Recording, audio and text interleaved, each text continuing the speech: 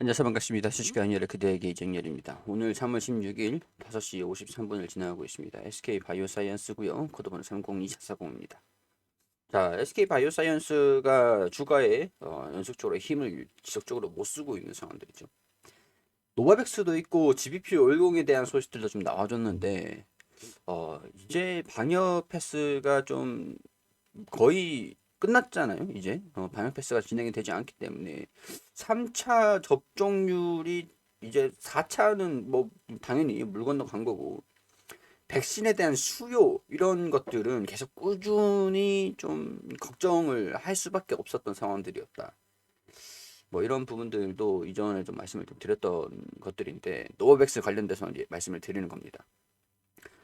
백신 패시가 끝나고 백신 접종자들만 뭐 입장을 하게 하고 막 그런 정책들이 없어진다라고 하면은 백신을 굳이 맞지 않고 이제 치료제를 먹으려고 좀 많이 노력을 하고 좀 버티고 집에서 좀 뭐랄까 집에서 그냥 좀 자체적으로 좀 있다가 좀 이제 낫게 되면은 치료제를 좀 따로 맞고 이제 물론 이제 코로나 치료제를 섭취를 하는 건 아니지만 투약을 받는 건 아니지만 하여튼 뭐 이제 코로나 치료를 다 받고 이제 그 진단 키트를 사용해 가지고 코로나가 이제 나오지 않으면은 양성이 나오지 않으면은 이제 그 바로 이제 다시 나가는 집 밖으로 나가는 뭐 그런 상황들이 진행이 되고 있는 것들이잖아요.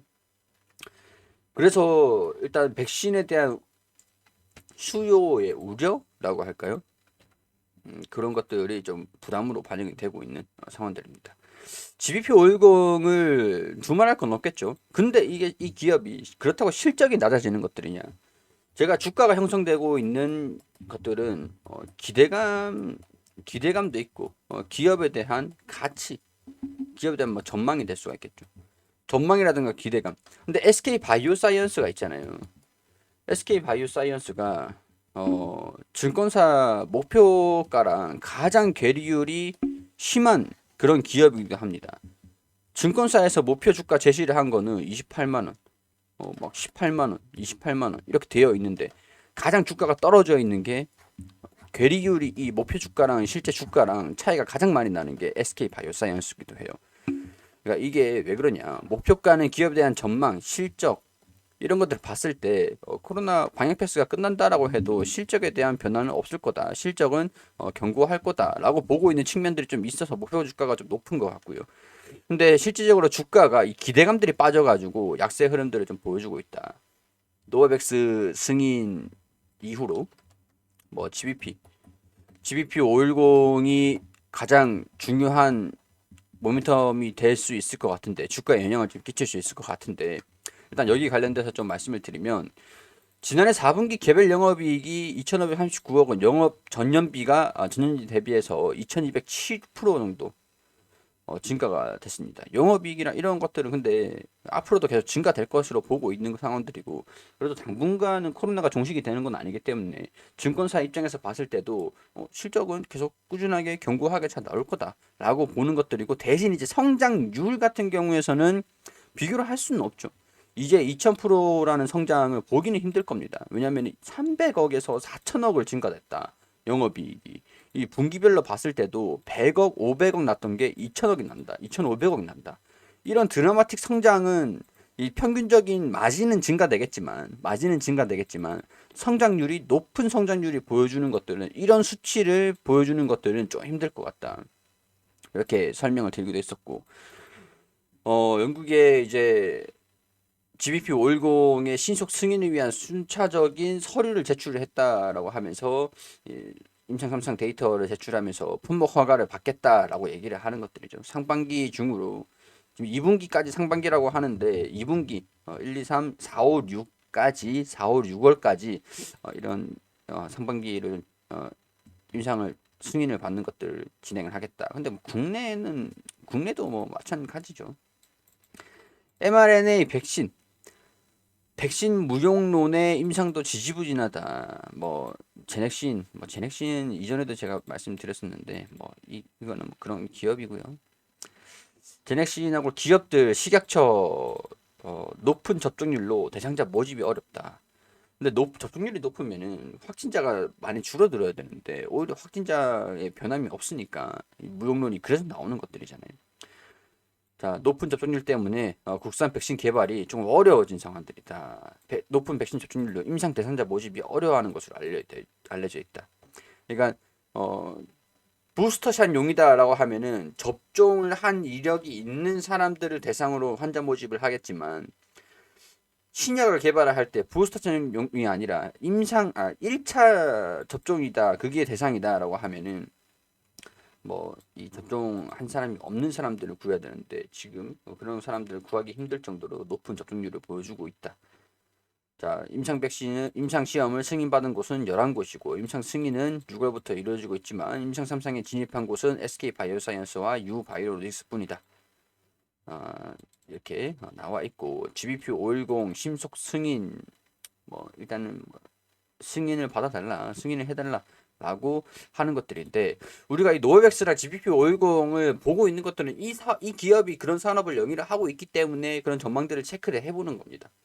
자, 근데 여기에서 SK 케미칼에 대한 부분들 당장 제가 이전에도 꾸준히 이거 계속 말씀드리긴 했었지만 어 이거 주총 기간이 다가올수록 영향을 받을 거다. 그러니까 상승세는 제한적일 것이다. SK 바이오사이언스가 그렇게 말씀드렸던 요인들을 설명을 드리면은 지금 주총 일단 언제 진행이 될지 자 주주총회 모집 공고 주총을 3월 28일 오전 9시 성남시 분당구 아마 SK 케미칼 주주분들은 주총 참여하시는 분들이 많으실 거예요.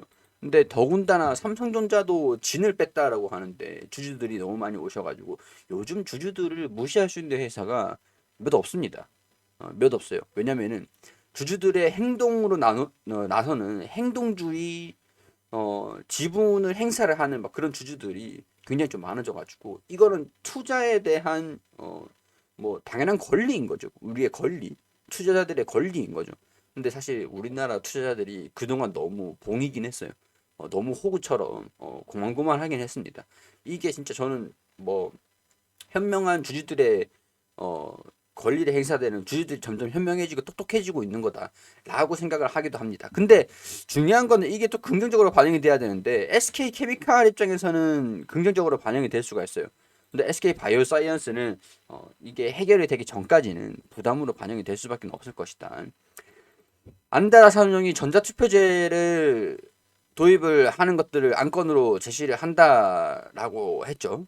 SK케미칼 주주들의 의결권을 대리 행사해달라 제안을 했다. SK케미칼 배당 성향 확대를 통해 주주 가치를 제고하고 SK케미칼 이사회 운영, 의사 결정 절차, 그러니까 의결권을 좀 행사를 해달라. 적극적인 주주 활동을 좀 해달라. 이렇게 요구를 한 겁니다.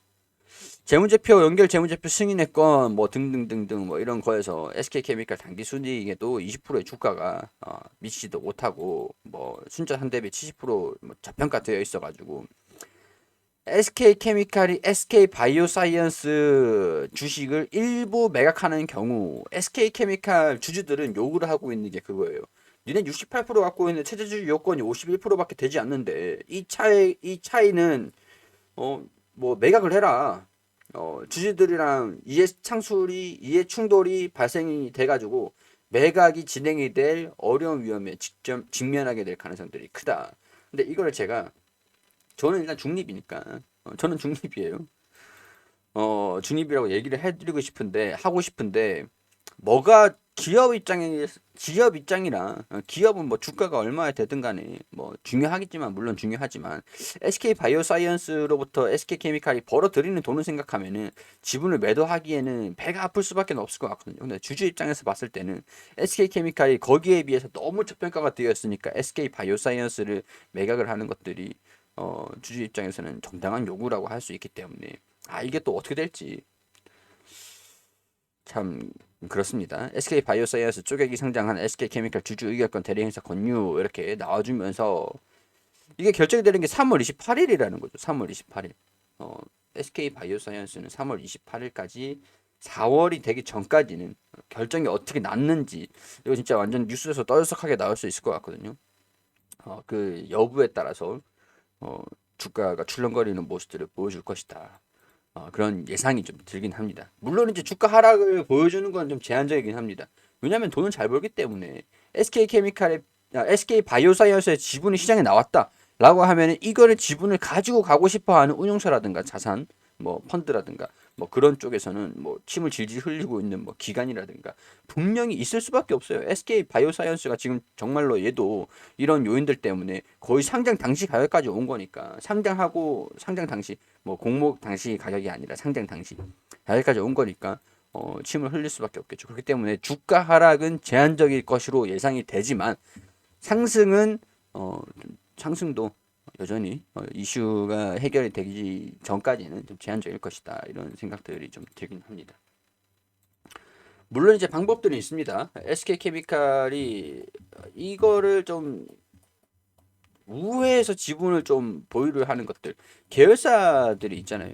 계열사의 지분을 좀 양도를 한다든가 약간 이런 SK 그룹 내부에서 이런 식으로 계열사들이 좀 있을 겁니다. 있을 건데 SK케미칼이 68%를 들고 있고 51%만 놔둔 상태에서 다른 이제 계열사에 좀 주고 좀 연결적으로 이렇게 되는데 그렇게 된다라고 하면 저평가 요인들이 좀 해소가 될 수 있겠지만은 우회 지분을 가지고 있는 거라서 약간 반영이 좀 미미하게 좀 약간 타협안이 될 수가 있겠죠. 타협안. SK 바이오사이언스도 시장에 매물이 출회되지 않아가지고 좋고 SK 케미칼 입장에서는 완전히 전부 다 매도를 하지 않아서 좋고 주주 입장에서는 완전히 매도한 것보다는 좀 애매하지만 그래도 조금 저평가에 대한 부분들은 좀 해소가 될 수 있을 가능성들이 좀 있으니까 거기에 따라서 만족할 수 있지 않을까. 분명히 만족은 안 하실 것 같긴 한데 하여튼 뭐 이런 여부들을 체크를 좀 해보자고요. 지켜보자고요 일단. 지금 뭐 볼 수밖에 없습니다. 추총에 우리가 가가지고 뭐 투표하는 거랑 똑같죠. 대선이랑 똑같아요. 투표를 해서 거기에서 또 투표를 해서 또 힘싸움이니까 힘겨루기니까 결정이 어떻게 될지는 대통령 누가 당선될지 맞추는 거랑 똑같은 거다. 그러니까 난 당시 그 불확실성이 해소되기 전까지는 적극적으로 막 매수하셔가지고 평균 단가를 낮추기보다는 그냥 관망하시는 게 최선의 방법이지 않을까 그런 생각들이 좀 들어요. 참고하셔가지고 투자 판단하시는데 참고만 해주시면 좋겠습니다. 개인적인 생각이니까 도움 되셨다면 구독과 좋아요 부탁드리도록 할게요.